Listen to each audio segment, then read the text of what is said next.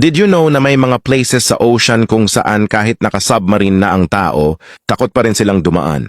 Hindi ito ang Bermuda Triangle gaya ng iniisip ng karamihan dahil may mas delikadong lugar pa kaysa doon. Halimbawa, kapag may nakikitang mga wind turbines sa gitna ng dagat, maraming tao ang naliligo o lumalangoy papunta roon dahil curious sila. Pero ang pagkakamaling ito pwedeng ikamatay.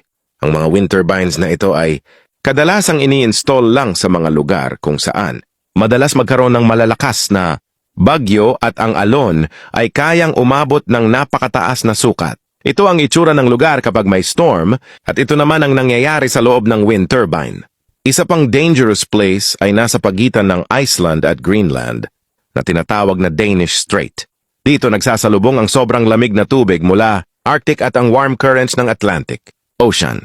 Ang pinakadelikado rito ay ang giant underwater waterfall na mahigit 2 milya ang taas. Kahit submarines takot dumaan dito dahil kayang hilahin ng napakalalakas na currents ang submarine pababa sa sobrang lalim na hindi na kayang tisin ng katawan nito. Pero ang pinaka-dangerous na lugar sa ocean ay ang Drake Passage. Dito makikita ang giant rogue waves o tinatawag na killer waves. Ang mga alon na ito kayang umabot sa taas ng isang 20-story building.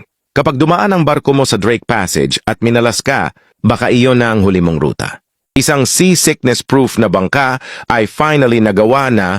Sa unang tingin parang nakasuporta ito sa ibabaw ng tubig gamit ang 3 manipis na haligi, pero sa totoo lang bago ito, gumalaw normal lang itong bangka na tahimik na lumulutang sa ibabaw ng tubig.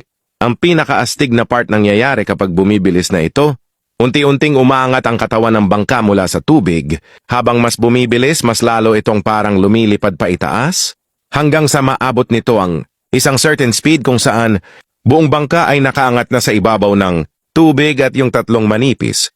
Nahaligi na lang ang nakadikit sa tubig, kaya tinawag itong seasickness-proof boat kasi kung iisipin mo ang normal na bangka, palaging umaalon at gumagalaw dahil sa waves. Kaya kahit ini-imagine, mo palang parang nahihilo ka na. Pero ito ibang level.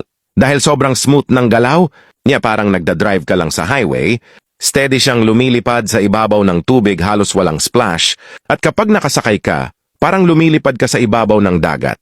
Ang pag-akyat sa burol na ito ay may katumbas na $3,000 na rescue fee. Pwede mo namang piliing hindi magbayad, pero malamang hindi ka makakarating sa tuktok. Mukhang ordinaryong sand dune lang ito sa unang tingin, kaya iisipin mo na parang madali lang. Pero paglapit mo pa lang, makikita mo na agad ang isang malaking warning sign na malinaw na nagsasabing ang rescue fee ay $3,000. Ang buhangin dito ay sobrang malambot at maluwag. Sa bawat isang hakbang mo pasulong, parang kalahating hakbang naman ang slide mo pabalik. Dagdag pa ang sobrang tarik ng slope, kaya sa loob lang ng 10 minuto, halos ubos na ang lakas mo. Mapapansin mong hingal na hingal ka at parang jelly na ang mga paa at kamay mo sa sobrang pagod. Marami na ring tao ang nahimatay sa exhaustion or kaya ay dumulas pabalik hanggang sa pinakababa. Para mas malinaw ang comparison, kahit ang mga aso na mabilis tumakbo, hirap gumalaw sa buhangin na ito, lalo na ang isang ordinaryong tao.